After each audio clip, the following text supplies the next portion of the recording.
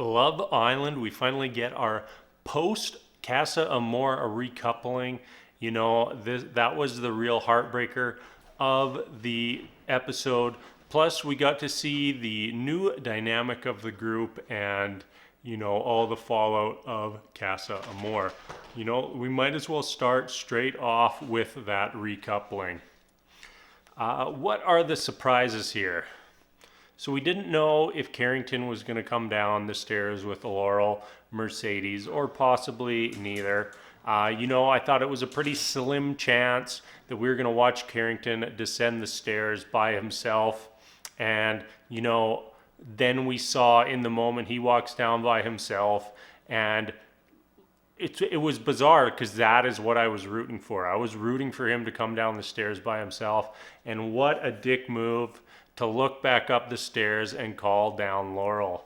Oh, Carrington, you just came off as such a a-hole, an absolute a-hole in that whole scenario. Your speech, the way you entered, total disaster. And I do understand that Carrington and Kirsten really were broke up before going to Casa Amor and open to fully explore new relationships. We saw Carrington explore those relationships, and Kirsten just didn't find any sort of connection.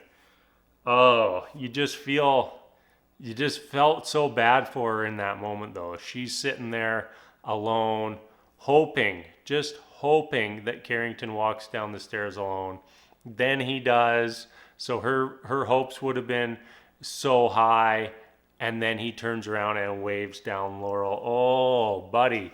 I think any sort of potential relationship with Kirsten was burnt to the ground in that moment.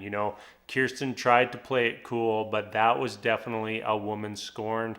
And, she knew that she was taking a gamble by staying single and not recoupling. But it's one of those things where she just deep down inside was holding on to that hope that Carrington would come back to her.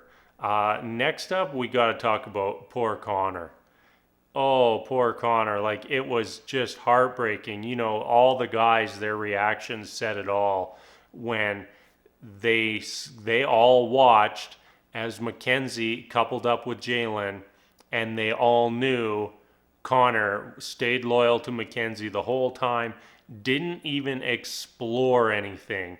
Part of that was the women were really shutting him down in Casa Amor, but still did not explore anything at all, and comes back with her teddy bear, to say hey, I'm in this with you, I'm in this for you, and there she is sitting with another man. So, I feel bad for you, Connor. That was probably the heartbreaking moment of the episode.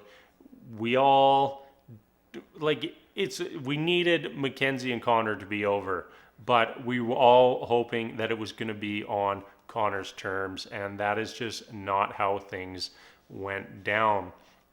Calvin and Moira both came in with new couples or new partners, and they're both still barely relevant on this show.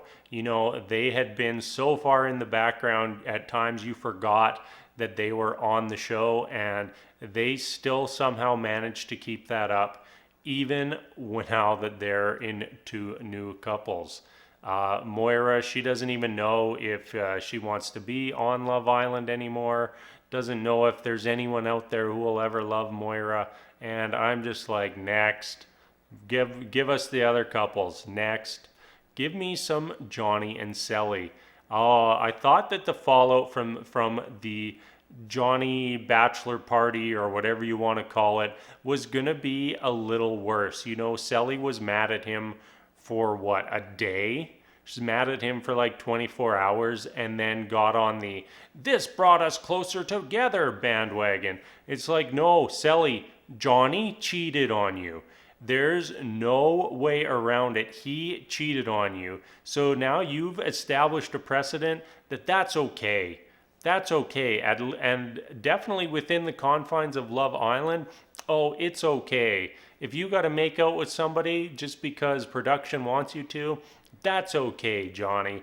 I really dislike that. And, Sally was so firm before the recoupling that if he had, made out with someone outside of a challenge, which Johnny did, made out with somebody in bed, which Johnny did, cuddled with someone, which Johnny did, that those were all deal breakers. Well, turns out not so much so, because Sally and Johnny made up before the end of the episode. We didn't even get to go a full episode of wondering if Johnny and Sally were going to stay together. Sally had forgiven him for his behavior before the episode was done. Just wow.